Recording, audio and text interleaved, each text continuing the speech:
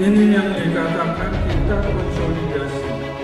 Besok kita ini sudah melaksanakan tugas. Harus dicek kekuatan itu dengan baik.